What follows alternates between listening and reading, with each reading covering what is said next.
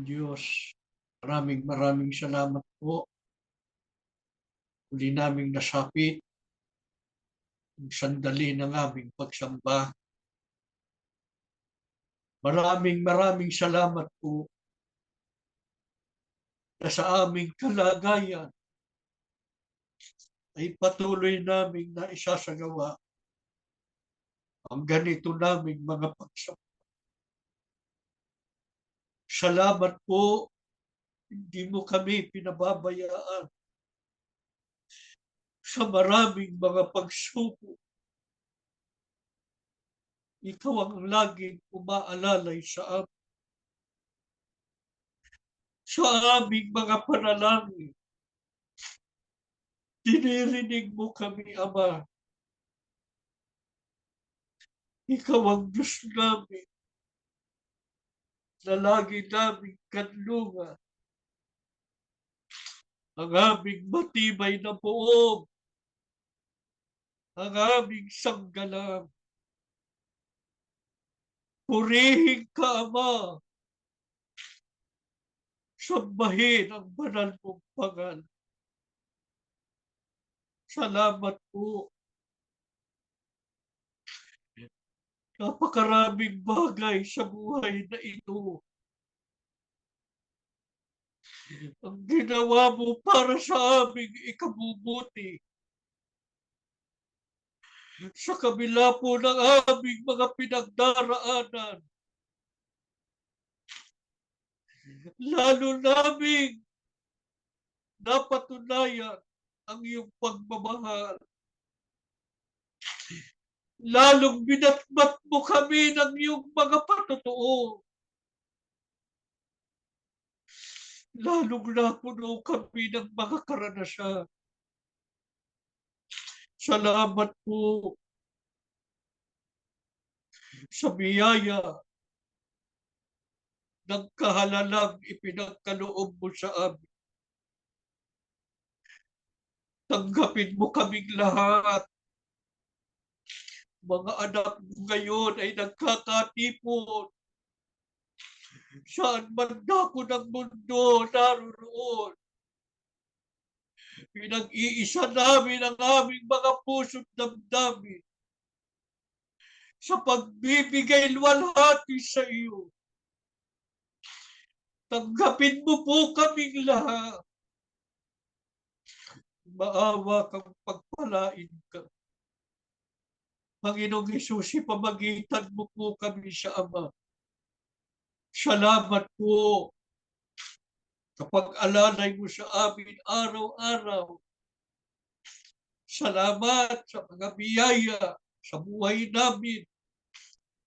Salamat sa pagpapalakas mo. Purihin ka, Panginoon. Sinasamba ka ng aming mga puso. Ama, mag-aaral kaming muli ng mga salita mo. Tulungan mo po, kasabi ka namin, ang iyong mga aral, bus naming sampalatayanan at ibuhay namin araw-araw. Malagi kaming karapat-dapat sa iyong harapan habang hinihintay namin ang araw ng aming kaligtasan. Malagi kaming nakaugnay sa diwat layunin ng pagsusugo mo sa mga huling araw. Patuloy mo kaming tulungang mga hawak na matibay sa mga aral na kanilang itinuro sa amin. Kalam po namin hinihiling ang lahat sa pangalan po ng aming Panginoong Hesus.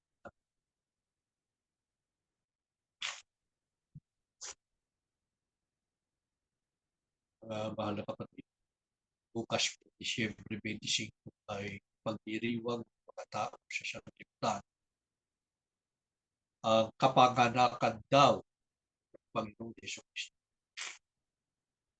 Bilang mga kaanib sa Iglesia ni Cristo ay hindi tayo nakikisa at nakikiayon sa kanilang kaunang selebrasyon ng Pasko. Ito po ay sapagkat ayon sa Biblia at mga aklat ng kasaysayan at batay sa mga patotoo maging ng mga nagsipang-aral ng Biblia, ay hindi Disyembre 25 ang petsa ng pagsilang kay Kristo. Subalit, hindi po naman nangangahulugang hindi natin ikinagaganap ang pagkapanganak sa Panginoong Kristo. Hanapay tayo pa nga ang tunay na nagaganap at nagsasagawa ng tunay na pagdiriwang na salig sa mga banal na kasulatan. Kung mahalaga man po na ipagdiwang ang kapanganakan ni Kristo, ang lalo pong mahalaga ay matiyak ng tao kung siya ba ay tunay na nakarating kay Kristo o tunay na nasumpungan ang Panginoong Kristo. Bakit? Sapagkat maraming mga taong kabilang sa iba't ibang relihiyon at mga tagasunod sa mga charismatic movements, mga nagpapakilalang evangelicals, na nagsasabing di umano'y sumasampalataya sila kay Kristo at natagpuan daw nila si Kristo. Ngunit, talaga bang nasumpungan nila ang Panginoong Kristo? Batay sa pagtuturo ng Biblia, paano ba matatagpuan ng tao ang Panginoong Kristo? Ito po ang mahalagang pag-aralan natin bilang paggunita sa kapanganakan ni Kristo. Noong ipanganak si Kristo, paano siya natagpuan ng mga pantas na lalaki? Ayon sa hula ng Diyos, paano nalaman ng mga bansa ang pagkapanganak kay Kristo? At paano siya natagpuan ng mga pantas na lalaki? Sa Isaiah 63, sabi ng Diyos sa pamamagitan ni Propeta Isaias, ang mga bansa ay paroroon sa iyong liwanag at ang mga hari sa ningning ng iyong sikat. Alin po ang tinutukoy na liwanag? Na nagniningning na ayon sa hula ay gagabay sa mga naghahanap kay Kristo. Sa Mateo 2:1-2, ang bituin sa silanganan. Sino ang tinutukoy na bituin sa silanganan? Ang Kristo. Sino po ang mga nabatagpuan si Kristo noong siya isinilang? Ang mga pantas na lalaki na nagsidating sa Jerusalem na nagtatanong, saan naroon ang ipinanganak na hari ng mga Hudyo na tumutukoy kay Kristo?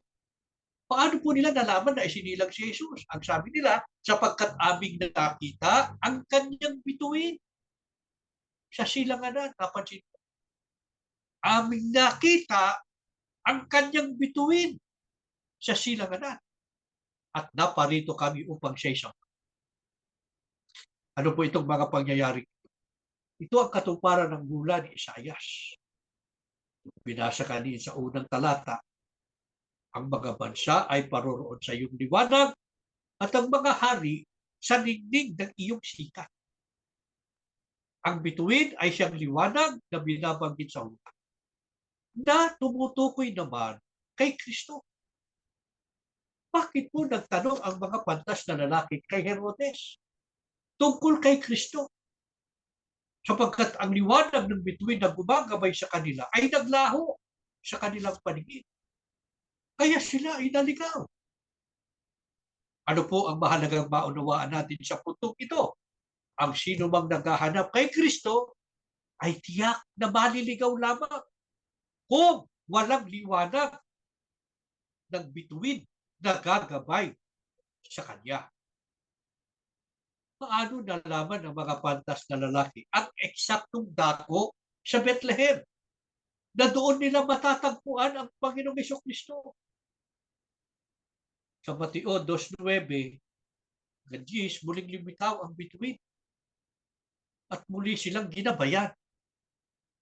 Naligaw sila, pero muling lumitaw ang bituin. Muli silang ginabayan. Ang sabi, ang bituin kanilang nakita sa silanganan ay naguna sa kanila hanggang sa sumapit at tumigil sa tapat ng kinaroroonan ng sanggol. Sa makatwid, kung paanong kinailangan ng mga pantas na lalaki ang liwanag ng bituin na gumabay sa kanila sa paghanap kay Kristo, Sino mang naghahangad na matagpuan ang Panginoong Jesucristo sa panahong kasalukuyan ay kailangan din po ang liwanag ng bituin na gagabay sa Kanya upang tunay na masumpungan si Kristo. Ano po ang naging damdamin ng mga pantas na lalaki? Nang muli nilang matanaw ang liwanag ng bituin. Ang sabi ng Biblia, nang makita nila ang bituin, ay nangagalak sila ng di kawasang galak. Bakit po ang kapanganakan kay Kristo ay isang okasyong totoong dapat na ikagalak? Sa Lucas 2:10 hanggang 14, ang sabi ng Biblia, sapagkat ipinanganak sa inyo ngayon sa bayan ni David ang isang tagapagligtas na siya ang Kristo, ang Panginoon. Ang pagsilang po kay Kristo ay dapat na ikagalak. Pero, yung bang pagkapanganak kay Kristo lamang ba ang nagdulot ng malaking alaga sa buhay natin? Hindi. Sapagkat ang misyon ni Kristo sa pagliligtas ay hindi naman natapos noong siya ipanganak. Dapat ikagalak ang pagkapanganak. Pero ang dulot ng pagkapanganak ni Kristo sa atin ay hindi natapos nang siya'y ipinanganak lang. Paano makikinabang ang simbahan sa kapayapaan at kaligtasan na dala ng Panginoong Jesucristo? Sino ang gagabay at maghahatid sa tao kay Kristo? Sino po ang gagabay sa mga tao sa panunumbalik sa Diyos? Sa Daniel 12:3, ang sabi ni Propeta Daniel, silang pantas ay sisilang na parang ningning ng langit. Pansinin ninyo, ningning ng langit. Sino sila? Ang sabi pa, silang mga babalik ng marami sa katwiran ay parang mga bituin magpakailanman. Sa makatwid, kahit sa panahong kasalukuyan, ang Diyos ay nagpapadala ng mga bituin upang ang mga tao ay maliwanagan at tunay na makapanumbalik sa Diyos. Sila ang dapat nating hanapin upang bumabay sa atin. Sino ang mga pantas o mga tunay na nakauunawa ng mga salita ng Diyos na makagagabay sa tao patungo sa kaligtasan? Sa Malakias 2:7, ang mga sugo ng Diyos. Ang sabi ng Biblia, ang mga nabi ng saserdote ay dapat mag-ingat ng kaalaman at kanilang marapat hanapin ang kautusan sa kanyang bibig sapagkat siya ang sugo ng Panginoon. Kaya ang ating paniniwala tungkol sa pagsusugo ng Diyos ay napakahalagang pagtuturo ng Biblia. Ito po ang dahilan kaya tayo sa loob ng Iglesia ni Cristo ay binibigyan natin diin na kailangan ang mga tunay na sugo ng Diyos. Sa kanila ipinagkatiwala ang mga kautusan ng Diyos upang ipaunawa sa mga tao ang tunay na paglilingkod sa Diyos at Panginoong Jesucristo. Sila ang mga bituing nagniningning sa liwanag na gumagabay sa mga nangagbabalik sa katwiran. Sa panahon ng matandang Israel, sino ang mga sugo? Ang mga saserdote. Sa ating panahon, saan natin matatagpuan ang mga bituin o mga sugo ng Diyos? At sino sila? Sa Apokalipsis 1:20, ang 7 bituin ay ang mga anghel ng 7 iglesia. So makatwid, ang mga bituin o mga sugo ay ang mga anghel na inilagay ng Diyos sa iglesia. Kaya isang malaking pagkakamali na ang sinuman ay tumangging umanib sa tunay na iglesia. Sa loob ng iglesia ni Kristo na ating kinaaniba, meron bang anghel o sugo ng Diyos na nagturo sa atin ng tunay na pagkaunawa tungkol sa Diyos at kay Kristo? Meron. Maliwanag ang pahayag ng hula sa Apokalipsis 7:2-3. Nakita ko ang ibang anghel na umaakyat mula sa sikatan ng araw anghel na taglay ang tatak ng Diyos na buhay. Alam na po natin, mga kapatid, kung sinong tinutukoy na anghel sa hulang ito ng Biblia. Walang iba kundi si kapatid na Felix Y. Manalo, na mula sa sikatan ng araw o sa silanganan o sa malayong silangan. Aling bansa sa malayong silangan? Ang Pilipinas, na siyang bansang unang tinatamaan ng bawat sikat ng araw at siyang sentro ng geographical location ng malayong silangan. Ano po ang mahalagang taglay ng anghel o sugo na si kapatid na Felix Manalo? Ang sabi sa hula, taglay ang tatak ng Diyos na buhay. Alin ang tatak ng Diyos? Efeso 1:13 hanggang 14, ang Espiritu Santo na siyang taglay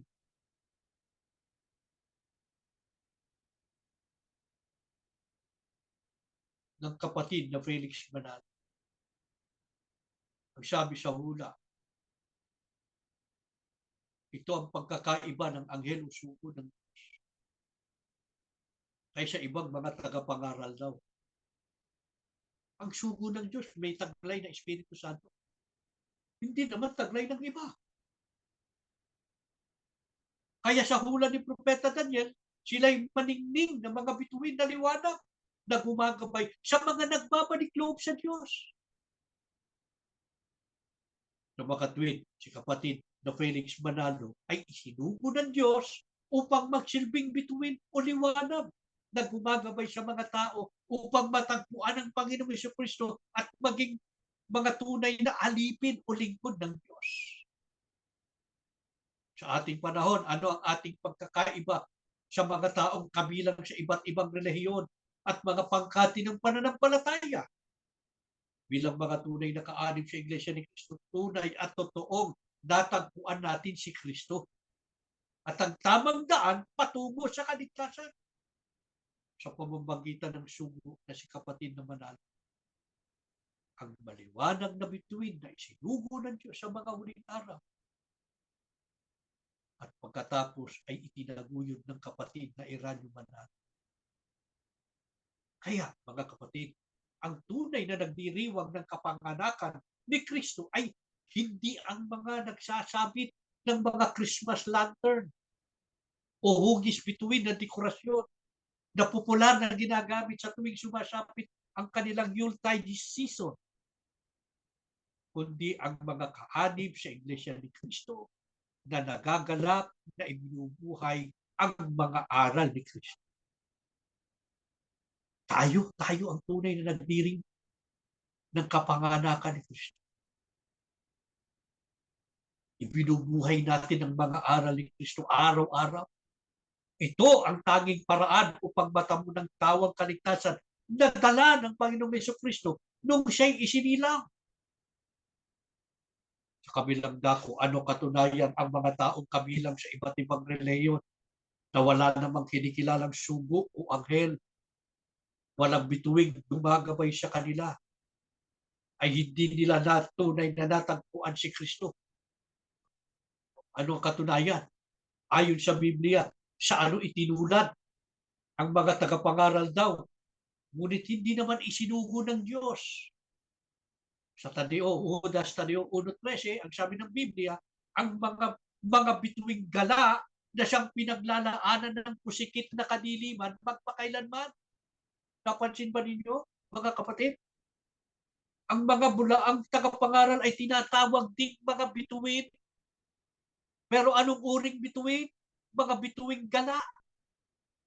Sapagkat hindi naman sila isinugo ng Diyos. May liwanag bang aasahan sa kanila? Yung tunay na bituing isinugo ng Diyos, nagniningning sa liwanag. Pero itong bituing gala, may liwanag bang aasahan sa kanila? Wala. Sabi ng Biblia, mga bituing gala na siyang pinaglalaanan ng pusikit ng kadiliman. Magpakailanman, sa naroon ng liwanag doon. Kaya paano nila mabibigyan ng gabay ang mga tao kung wala naman silang liwanag? Di po ba? Ano po ang mabigat at masamang ibubunga kapag habang dumarami ang mga bulaang tagapangaral, lalong dumidilim ang sanlibutan? So po ang dahilan kung bakit nasasaksiyan natin sa panahon ito ang maraming kasamaan, katampalasanan at karahasan sa iba't ibang panig. Sino nga ba ang tinutukoy ng mga bituing gala? Mga bulaang tagapangaral nga ba? Opo, sa Judas 1:12, maliwanag ang pahayag ng Biblia, ang mga ito'y pawang mga batong natatago sa inyong piging ng pag-iibigan. Kung sila'y nakikipagpiging sa inyo, mga pastor na walang takot na nagpapasabsab sa kanilang sarili. Yung binasa natin kanina, Judas 1:13, itinaas lang natin sa 12 para malaman natin kung sino yung tinutukoy ng mga bituing gala. Mga pastor na walang takot na nagpapasabsab sa kanilang sarili.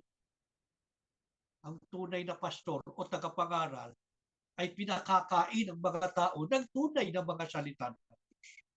Subalit ang mga bulang tagapangaral na tinatawag ng mga bituing gala ay mga pastor na ang pinakakain at binubusog ay ang kanilang sarili. Paano naman nila mapakakain ng tao ng mga salita ng Diyos kung hindi naman ito ipinagkatiwala sa kanila sapagkat hindi naman sila sugo ng Diyos? Ano ang naituturo ay at naipakakain nila sa tao? Mula lamang sa kanilang mga sariling unawa o mga opinyon. Ano ang masamang ibinungan nito? Bumangon ang maraming hidwang mga aral na hindi naman galing sa Biblia, na nagbunga ng maling pananampalataya.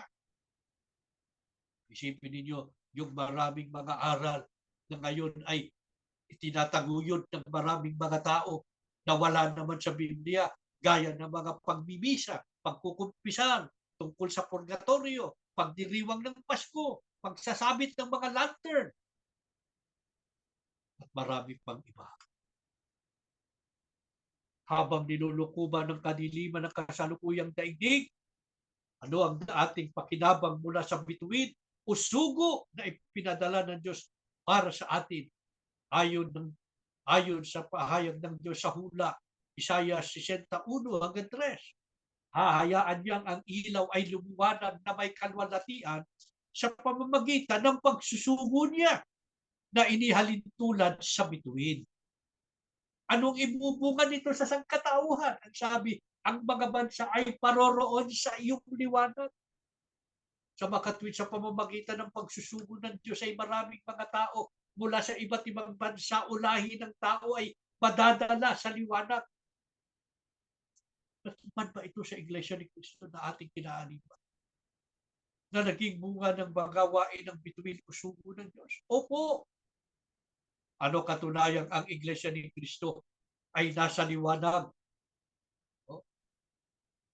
Sa Colosas 1:12-14, na nagpapasalamat sa Ama na nagpaging dapat sa atin upang makabahagi isamana ng mga banal sa kaliwanagan, na siyang nagligtas sa atin sa kapangyarihan ng kadiliman at naglipat sa atin sa kaharian ng anak. So makatwid mula sa kadiliman ng mundong ito, inalis tayo ng Diyos sa pamamagitan ng bituin o ng sugo at dinala sa kaliwanagan. Nasa liwanag. Natagpuan ba ng Iglesia ni Cristo ang Panginoong Jesucristo sa pamamagitan ng bituin na si kapatid ng Felix Manalo? Opo, ang sabi ng Biblia, na siyang nagligtas sa atin sa kapangyarihan ng kadiliman at naglipat sa atin sa kaharian ng anak ng kanyang pag-ibig. Sino ba tinutukoy na kaharian ng anak? Sino yung anak? Si Kristo. Napakalinaw, inilipat sa kaharian ng anak na si Kristo. Nakarating tayo kay Kristo. Tunay na natagpuan natin ang ating Panginoong Kristo. Mula sa iba't ibang mga bansa, iba't ibang lahi o rasa ng mga tao. Di ba yun ang pahayag sa Isaiah? Kararating tayo sa liwanag. Saan? Sa Iglesia ni Cristo. Bakit? Dahil sa bituin. Dahil sa liwanag na bumabay sa atin. Sino ang kapatid na Felix Manalo? Ano panawagan sa atin? Yamang napakatibay ng patotoo ng Biblia na ang Iglesia ni Cristo na ating kinabibilangan ay tunay na natagpuan ng Panginoon Jesucristo at naging mga tunay na hinirang ng Diyos. Ikalawang Pedro 1:19 ang sabi ng Biblia, mga kapatid, lalong pagsikapan ninyo na mga panatag kayo sa pagkatawag at pagkahirang sa inyo. Opo, makahirap maglakbay sa panahong kasalukuyan. Makabigat ang mga dalahin sa buhay. Maraming mga bagay at sitwasyon ng buhay ang maaaring sumira ng ating loob at tumigil sa paglilingkod sa Diyos. Kaya ang panawagan sa atin ni Apostol Pablo na isang bituin din noong unang siglo, mga kapatid, lalong pagsikapan ninyo na mga panatag kayo sa pagkatawag at pagkahirang sa inyo. Paano makikilala ang panatag sa kahalalan? Sabi ng Biblia, kami ay mayroong lalong panatag na salita ng hula na mabuti ang inyong ginagawa kung ito'y inyong sinusundan na gaya ng isang ilawang lumiliwanag sa isang dakong banit. Lahat ng mga salita ng Diyos na itinuro ng sugo ay patuloy nating sundin. Huwag tayong bibitiw. Huwag maglaho sa ating puso ang mga liwanag ng mga aral ng Diyos na nagsisilbing gabay natin upang tayo ay makarating sa kaligtasan. Habang tayo'y sumusunod sa mga aral ng Diyos, lalong nagniningning ang liwanag sa buhay natin. Lalong nagniningning ang liwanag ng ating kaligtasan. Paano po ang mga pagsubok? Paano ang mga kanubayan sa buhay? Tulad nga ng binanggit ka ating kanina, napakahirap maglakbay. Kanino natin dapat itiwala ating buhay? Tatapos na naman ng taon. Magpapatuloy pa tayo sa paglalakbay sa panibagong taon na naman. Marami pa tayong haharapin. Hindi natin alam kung ano ang ating haharapin pa. Pero alam natin, ang Diyos ay hindi magpapabaya sa atin. Kaya sa Kanya natin itiwala ang lahat. Binibigay namin sa inyo ang maikling panahon at sandali para maghabilin sa Diyos. Itiwala sa Kanya ang inyong buhay. Sa panig ng mga magulang, ang inyong pamilya. Lalo na ang kapakanan ng ating paglilingkod, ang pakikipagbaka natin para maingatan ang pananampalataya.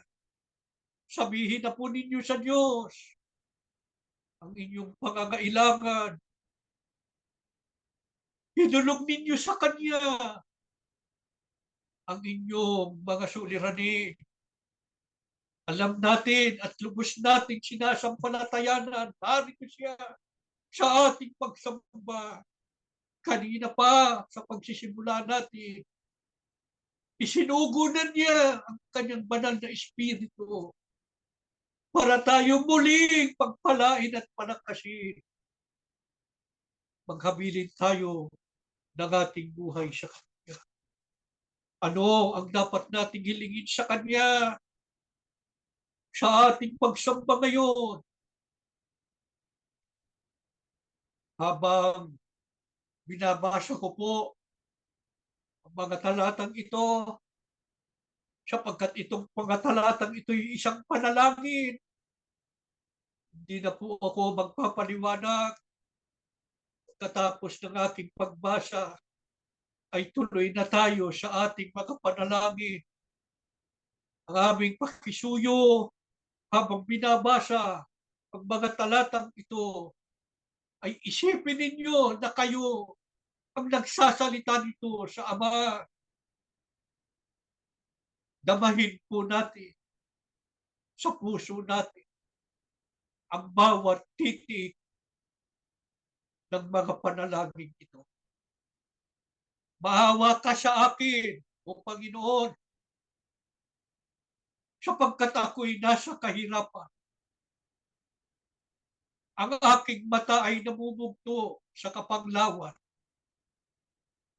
Oo, ang aking kaluluwa at aking katawan, sapagkat ang aking buhay ay napupugnaw sa kapanglawan.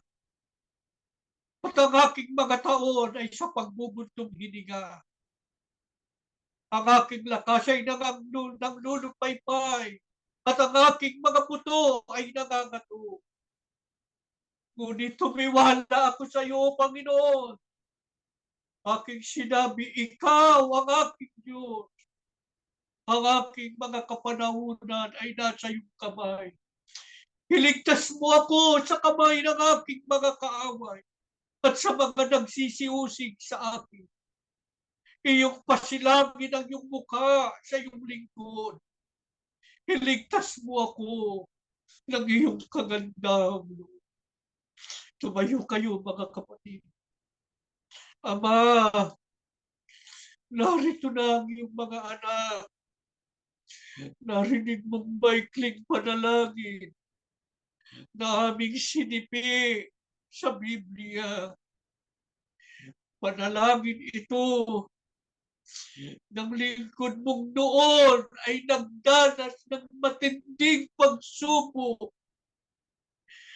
Mabigat na pag-uusig dahil sa paglilingkod sa iyo na siyang aming nararanasan ngayon sa buhay na ito. Maawa ka, aming Ama. Sagipin mo ang iyong mga anak. Halika na sa piling namin. Ilang araw na lamang ang nalalapit. Matatapos na ang taong ito. Haharap kami sa panibagong taon. Naghahabilin kami sa iyo. Bahala ka na sa amin. Sa panig naming mga magulang. Bahala ka na sa aming sambayan. Sa iyong mapagpalang kamay, itinitiwala namin ang lahat. Ikaw ang aming buog at kanulungan. Ikaw ang aming sanggalang. Huwag mo kaming bibitiwan. Saan mo kami makarating? Alalayan mo kami tulungan. Manatiling matatag sa paglilingkod sa iyo. Ano man ang aming maranasan, tulungan mo kaming manatiling tapat sa iyo sa pagsunod sa iyong mga aral. Huwag kaming maagaw ng balik pananampalataya. Huwag naming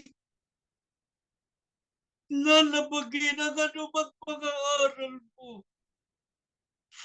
Sampalatayanan naming lubos ang pananatili mo sa buhay namin ay nasa pananatili ng aming katapatan sa iyo. Kaya basbasan mo bawat sambayan. Magkaisa ang aming mga puso na sa lahat ng panahon, ikaw ang aming paglilingkuran. Ikaw lamang ang aming susundin. Pagalingin mo mga may sakit.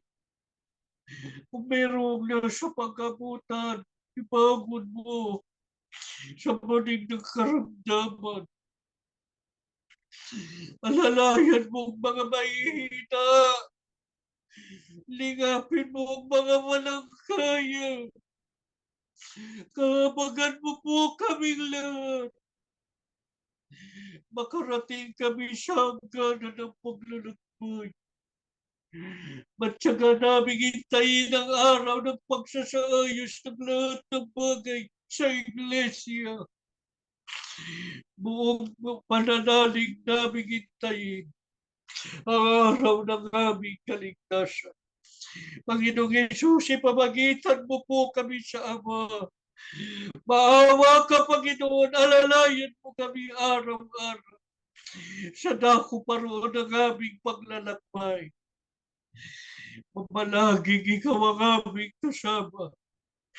Manatiling matatag na nangahawa kami sa mga aral na itinuro ng iyong sugo. Ama, salamat po ng marami sa iyo sa pagsusugo mo kay kapatid na Felix Manalo. Nakarating kami sa iyong bugtong na anak.